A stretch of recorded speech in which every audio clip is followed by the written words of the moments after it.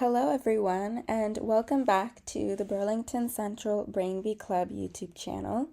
My name is Josephine, and in this video, we're going over Brain Facts Chapter 4, which is about learning, memory, and emotions. So if you are new here, I've already created videos on chapters 1 to 3, so you can go and check those out. I'd recommend that you do those first before this video. Alright, so without further ado, let's jump into it. So the first section of this video is going to be about memory.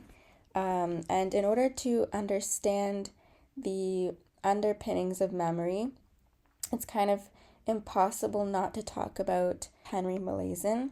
So he was a patient who underwent a procedure to remove sections of his medial temporal lobes. So what happened was after he suffered a traumatic blow to the head as a child, he developed epilepsy. So he struggled with seizures, and I believe when he was about 19, he went to get this surgery done. And at the time, all the neurosurgeons knew was that this area was causing the seizures. And so this is the temporal lobe, and the hippocampus is in the medial temporal lobe, so it's a bit deeper. But at the time, they didn't know how important the hippocampus actually is for memory. So after removal of that area, his seizures stopped, which is great, but he was left with something called amnesia. And it just has to do with memory loss. And there's two types. There's retrograde amnesia, which is losing memories from the past. And there's anterograde amnesia, which is the inability to form new memories. Sometimes you can have both.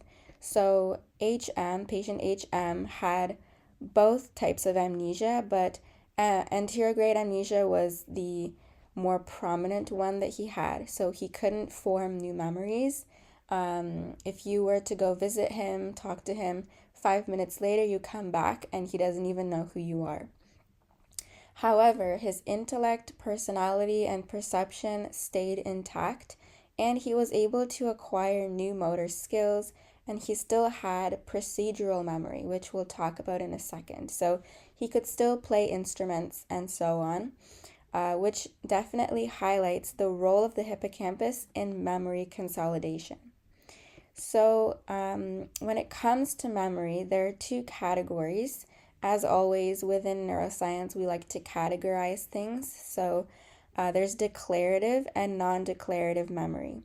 Declarative memory is very explicit. It's straightforward, facts, data, and events. Non-declarative is implicit. These are things that you don't necessarily have to study. They kind of come a little bit more naturally.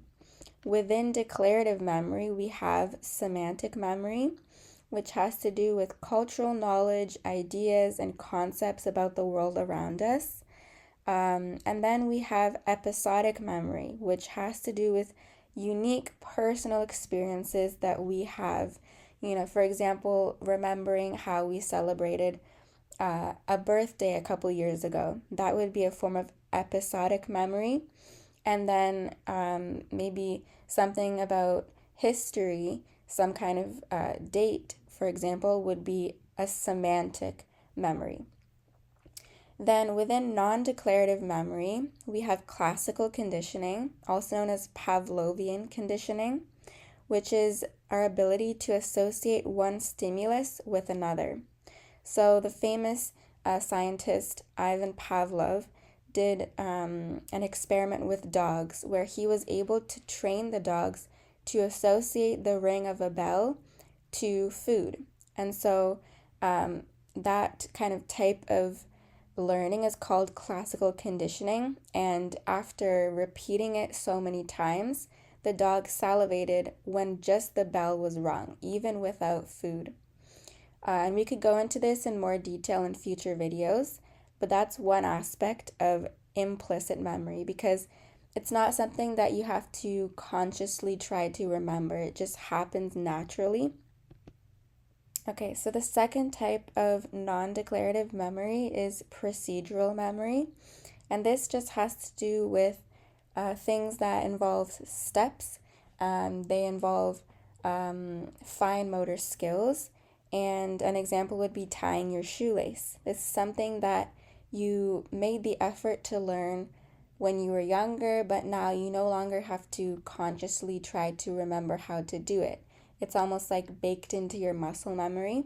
And another way to describe procedural memory is that you can't easily describe how to do it to someone or explain it. It's always easier to show than to tell. And then finally, we have priming, which is being able to change your behavior based on previous experiences. Your experiences influence you subconsciously.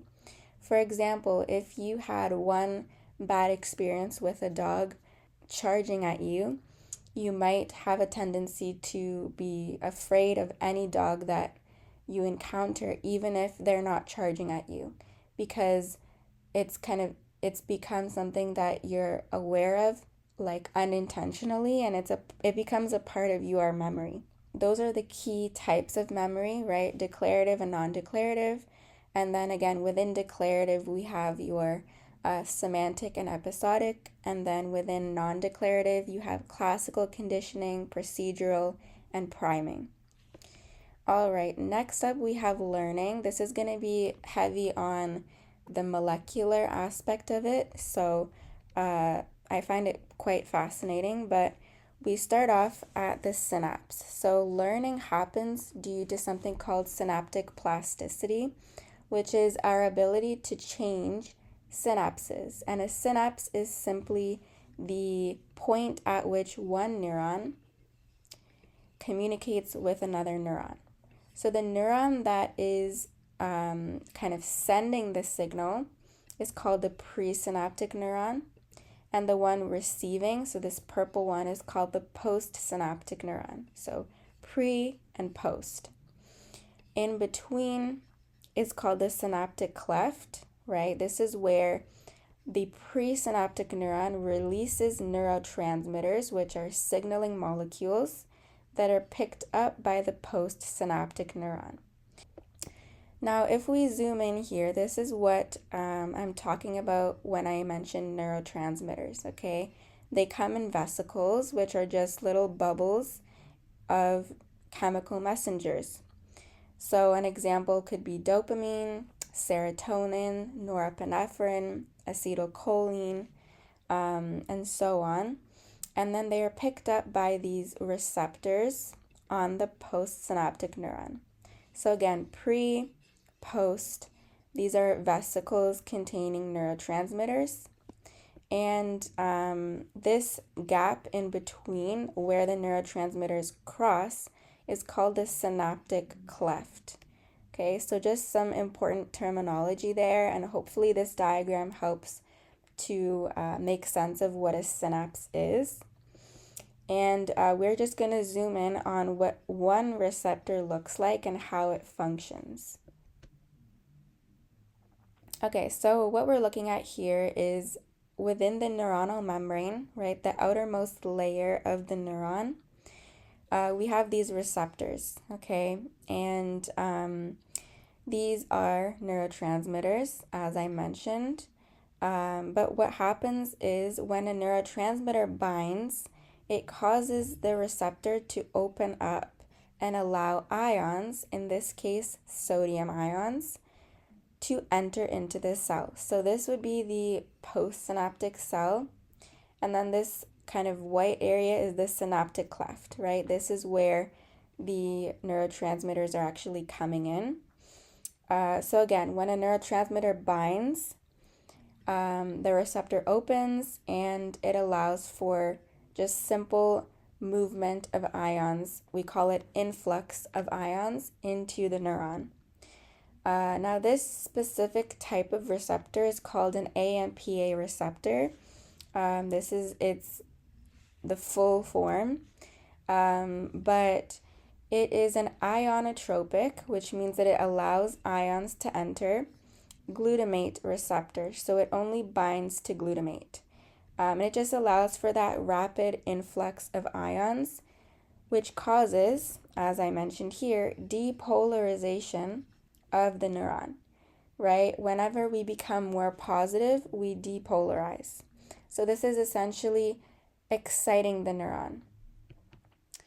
So that's one type of receptor. The other type of receptor that has to do with glutamate is an NMDA receptor. The name is a lot easier here, N-methyl deaspartate.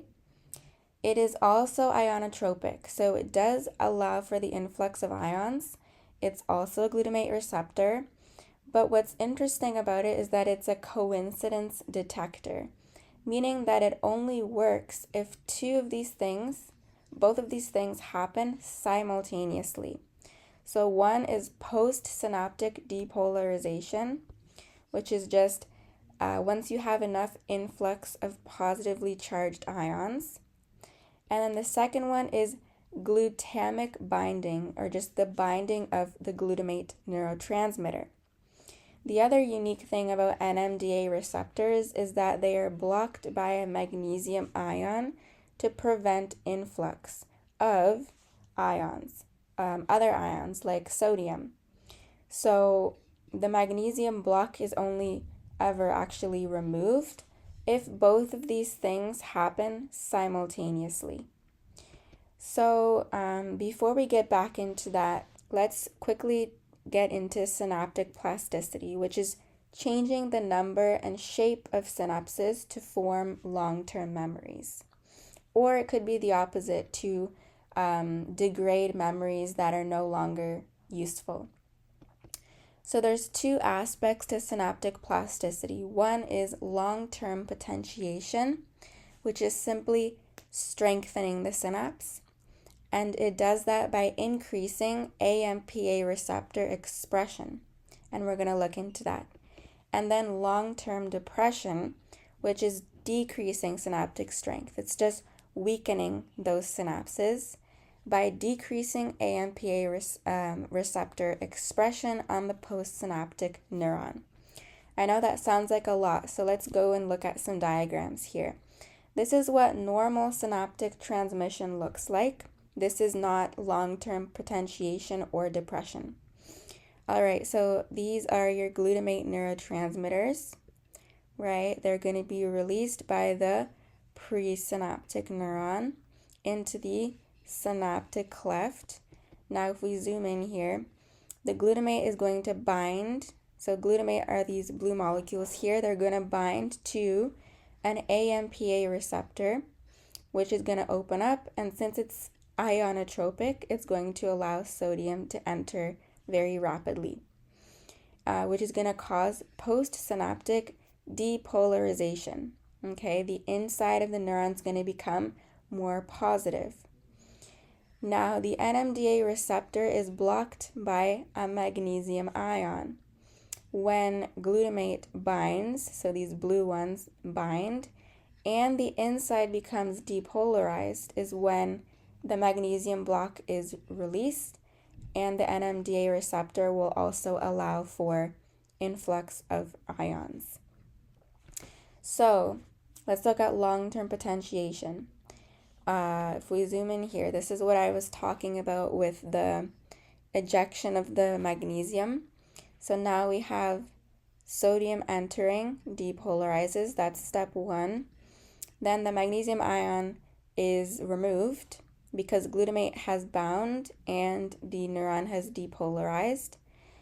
And so now we have calcium and sodium entering, which is going to both increase depolarization and lead to an action potential. And high calcium levels activate kinases. Kinases are proteins that phosphorylate or add a phosphate group to proteins. So once again, kinases phosphorylate or add phosphate groups to proteins to change gene expression. So in this case, this signaling cascade, right, means that, okay, now we have high levels of calcium. We're going to activate kinases, which is going to change the DNA within the nucleus of the neuron, and it's going to add multiple AMPA receptors to the membrane of this postsynaptic neuron, okay? And the reason why we would want to add AMPA receptors is because if we have more of these, we can depolarize quicker, which means that our NMDA receptors can activate quicker, which means that our synapse gets stronger because it can respond to glutamate faster. Okay, so that's what a long-term potentiation looks like. High levels of calcium are detected. We have the specific kinase called cyclic adenosine monophosphate, or CMPA, which is your transcription factor that is simply changing gene expression to generate more AMPA receptors, okay? So breaking this down, right, we have an influx of sodium through our AMPA receptors. Glutamate binds, the magnesium is removed, so calcium can also enter, which high levels of calcium activates CAMP, changes gene expression, and increases AMPA receptors on the surface. All right, now repeated stimulation, so repeated long-term potentiation, leads to CREB, or CAMP response element binding protein, which leads to long-term memory formation. So the idea is that the more synapses you have over and over again, and the more like repetition, the stronger the synapse becomes, and the stronger the memory becomes. Now let's look into long-term depression, which is kind of the opposite. So just kind of to go over, right, we have our glutamate neurotransmitter. It's released through the synaptic cleft, and it's picked up by NMDA receptors and AMPA receptors. But what happens here, if we zoom in, right, calcium is entering because glutamate has bound, and we have been able to depolarize this neuron.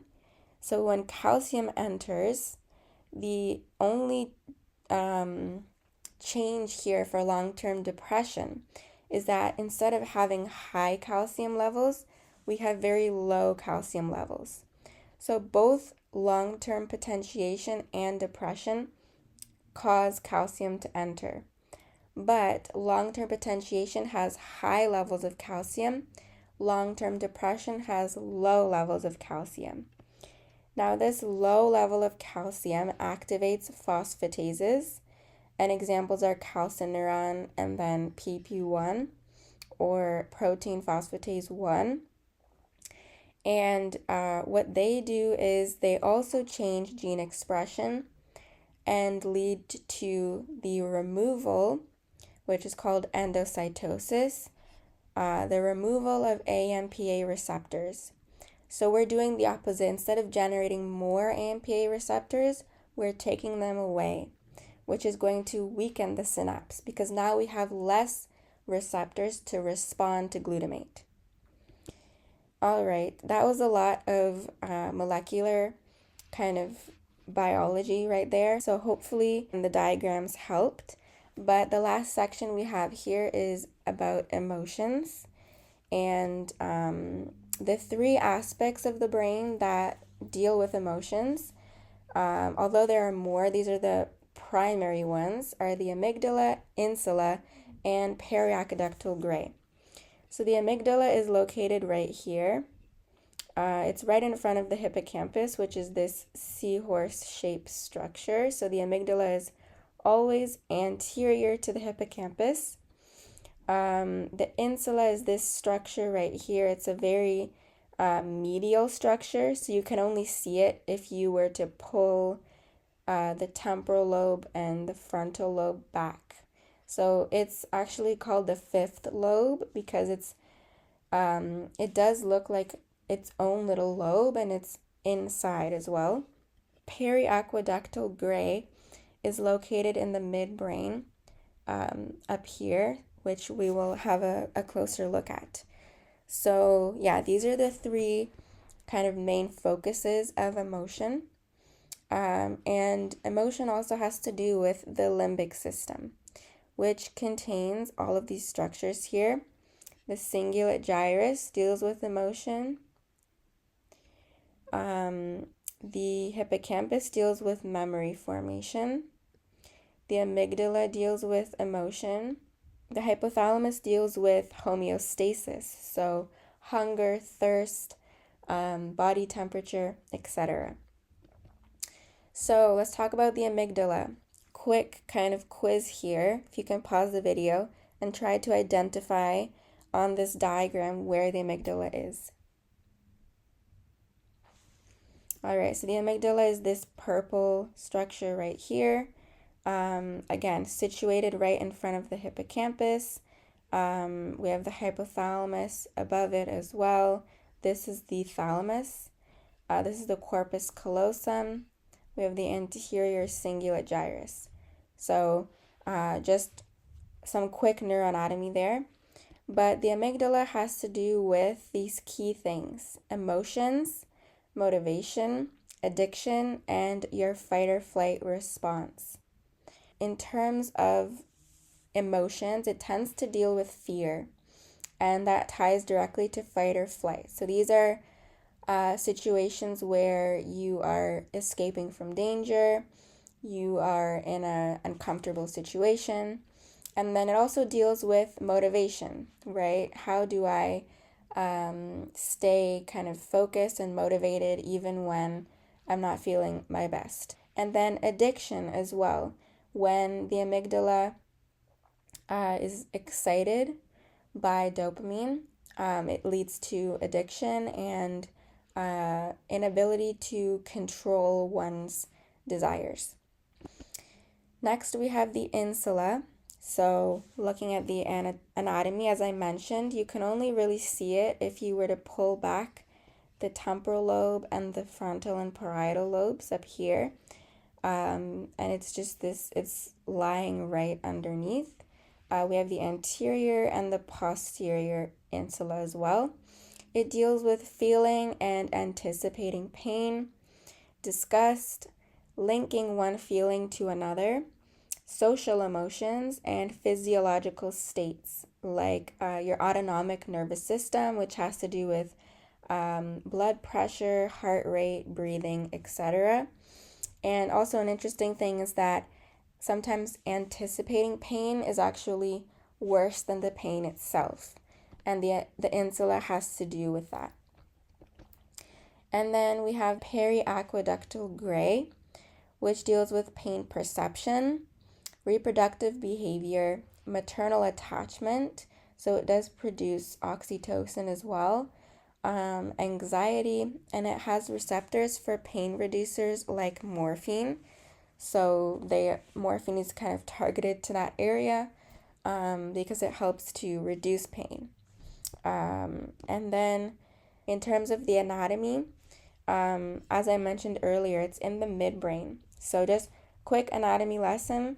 This is the brain stem, right? It connects the brain to the spinal cord, and it's broken into the midbrain, pons, and the medulla oblongata. So this pink region here is called the midbrain. And if we were to take a slice of the midbrain, we'd see this. Periaqueductal gray is this region right here, and it is directly surrounding this gap called the central canal, which this gap called the cerebral aqueduct, which contains cerebrospinal fluid, and it connects this fourth ventricle to the third ventricle, which is further up between the thalami.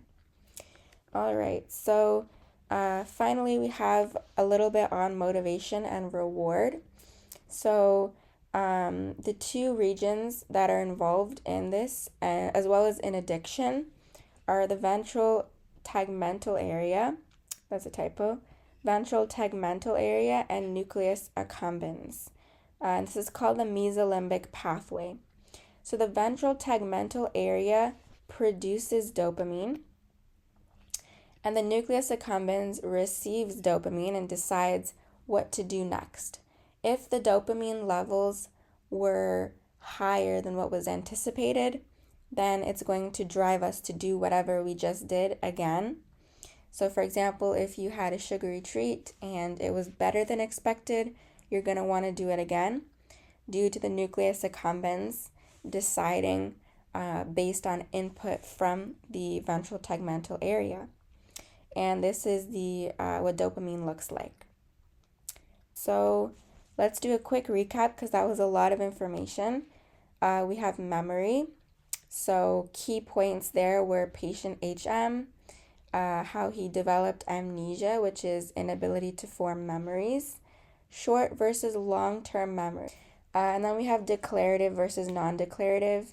And within declarative, we mentioned semantic and episodic. And then within non-declarative, we mentioned procedural, priming, and classical conditioning. For learning, we talked about synaptic plasticity, where we had long-term potentiation and long-term depression. We talked about the glutamate receptors, NMDA and AMPA, and we talked about CAMP and CREB as well. And then for emotions, we talked about the amygdala, insula, and periaqueductal gray, as well as the mesolimbic pathway connecting the ventral tegmental area to the nucleus accumbens. So yeah, that was a lot of information. If you have any questions at all, please share them in the comments and I'll be sure to get back to you. In our next video, we're going to look into just doing some practice questions on the content that we've covered so far from chapter 1 to 4, which was brain basics, senses and perception, movement, and then today was learning, memory, and emotions. So stay tuned for those because practicing is a great way of really solidifying your learning. And thank you so much for making it to the end of this video. I hope you found it informative and I'll see you in the next one. Bye!